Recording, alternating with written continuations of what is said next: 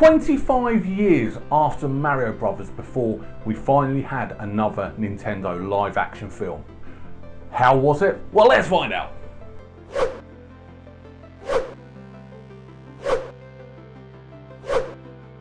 Pokémon Detective Pikachu is a 2019 urban fantasy mystery film directed by Rob Letterman based on the massive Pokémon franchise, and it serves as a very loose adaptation of the 2016 video game of the same name.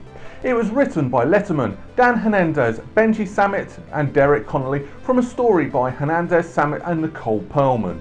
The film was produced by Legendary Pictures in association with Toho, and it's the first live-action Pokémon film. Reynolds stars as the voice and facial motion capture of Pikachu, with Justice Smith, Kathryn Newton, Suki Waterhouse, Omar Chaparro, Geere, Watanabe and Bill Nighy in live-action roles. The plot follows aspiring trainer Tim Goodman and Pikachu as they attempt to uncover the mysterious disappearance of Tim's father Harry and face the dangers along the way. When the film came out, it received mixed reviews from the critics. So what could have made it better? Well, let's find out together and talk about 10 things that can make Detective Pikachu better. And there is spoilers as well. Number 10. Mew Too. Mew Too actually appeared in the very first Pokémon game and also appeared in the very first animated film of Pokémon as well.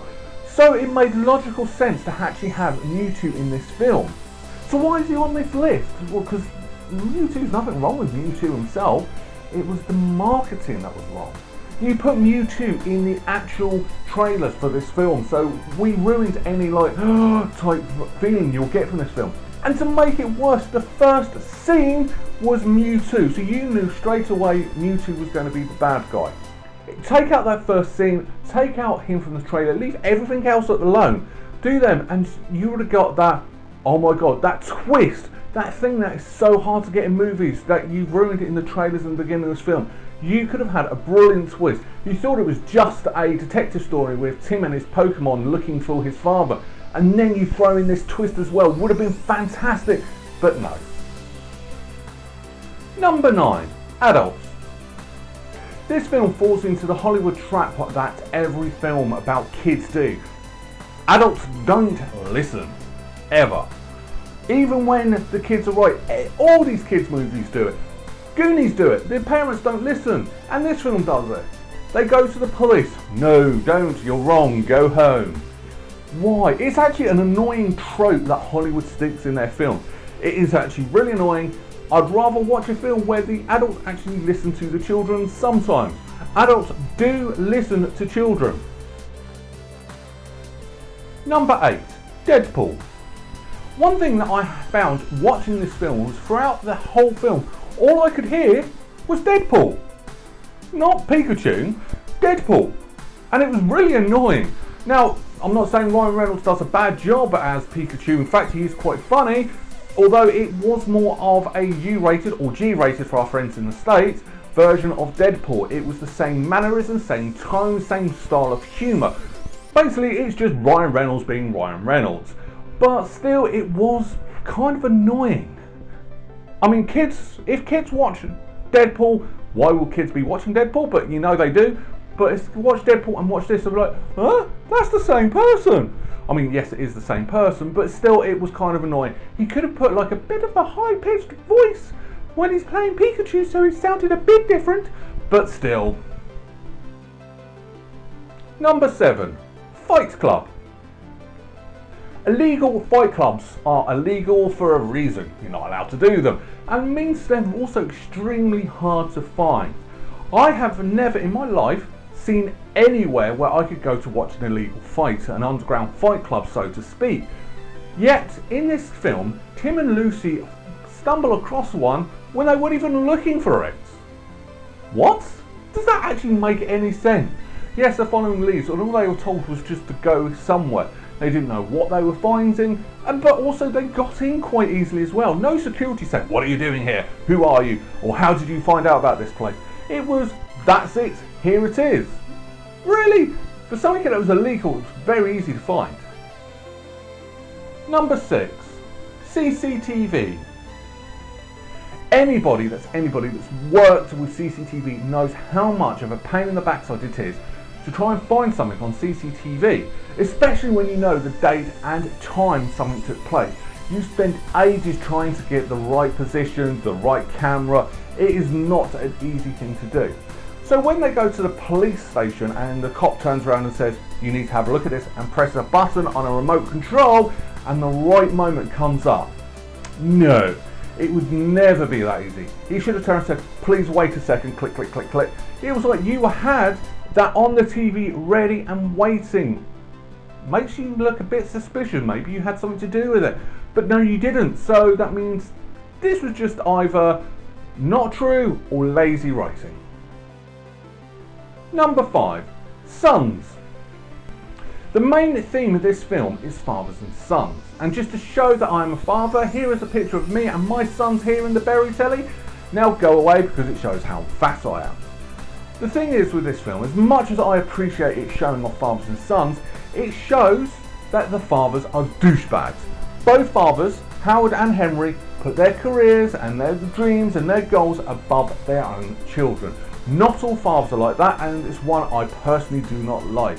Now granted, Tim actually reconciled with his father at the end of the film, but Howard and his son, well, Howard actually made his son out to be the overall bad guy in this film. How much of a douchebag is that dad? Number 4, Muffles. Tim and Lucy are looking around a genetics lab, so while they're there they split off to look at different things. While that happens, Lucy gets abducted by Greninjas. So far so good in terms of story. Tim then comes back to try and look for her, and this is where the problem starts. He sees a goop on the floor, looks down, touches him, then realises something above them. So they look up and they see a Greninja holding Lucy going, wouldn't you have heard her mumbling as soon as you walked in the room? Really? Come on! I mean, this is appalling. It's a case of you can't see me, you can't hear me. Number 3, how long? Spoilers, but Pikachu gets severely injured during this film and Tim's really upset about it. So much so he asks a Bulbasaur for help, but the Bulbasaur goes and gets his friends and they beckon him to follow them. So they're about to follow, but they don't let Lucy follow, who then promptly says, I'll meet you in the car. So then Tim goes off, follows the Bulbasaurs and some other Pokemon that I don't know their names of, puts them on a slab, Mew Too appears, they have a big falling out, and then Mew Too gets abducted, and then Tim and Pikachu go back to the car first. Where was Lucy? That's really weird. Makes me suspicious that it took Lucy longer when she was going straight there while Tim and Pikachu had their little mini adventure. What the hell was she doing? Number 2, Argas. Throughout this film, it's shown that Argas will turn any Pokemon into a wild rabid creature, which is all fine and good because they keep it consistent, except for one. Right at the end of this film, Ditto gets absolutely enveloped in Argas. Does Ditto get wild, goes around attacking everyone and loses its mind? No, Ditto just dissolves into a pile of goo. Doesn't follow on from the rest of the film. It doesn't actually have any consistency. Everyone else will have this same effect except for this one Pokemon. Doesn't make sense to me. Number 1, ripping off Batman. So Howard's ultimate plan is to merge humans and Pokemons together. And how does he do this? Well, he creates a massive parade and has balloons everywhere. And these balloons are filled with Argas, the key ingredient to merge humans and Pokemons together. Now, does this plot point sound familiar? Well, yes. It sounds exactly like 1989's Batman film. The Joker wants to kill everybody, so he creates a parade with balloons everywhere that's filled with deadly gas. I see what you did here in this film.